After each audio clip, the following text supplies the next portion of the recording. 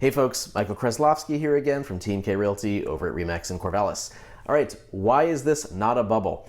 A lot of people are worried that the market that we're in here, especially locally, is a bubble, which implies it will burst.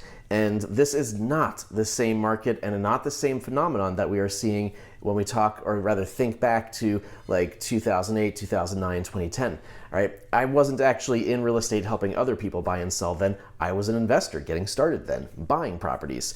And what we saw happen back then was that a lot of buyers were over leveraged. There were not the same lending and appraisal regulations and guidelines that we have today. And a lot of buyers were over leveraged. They were really buying homes they couldn't afford. There were lenders that were, giving loans that people shouldn't have been able to have really gotten, that sort of thing, stated income loans, stuff like that, where things weren't really being double checked. They were just saying, well, yeah, I make X amount of money, and they're like, here's your loan. So that's not happening anymore. And a big difference, the big difference between that market and this market is that right now, we have got a lot of buyers with a lot of skin in the game. And I'm not actually seeing that it's like cash buyers winning every deal. I wouldn't say that at all, actually.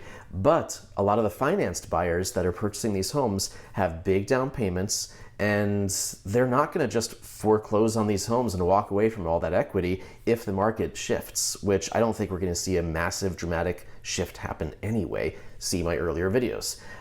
This just isn't the same circumstance. And way back when, in 2009, 2010, that sort of thing, when we saw a lot of foreclosures, I think one of the reasons that we saw a lot of foreclosures was because people didn't have skin in the game. It didn't matter that much to them. They were like, sure, I'll walk away from this place and that'll be that. And 7 years later, when my credit's great again, I'll buy another house. They didn't care. They weren't losing that much money.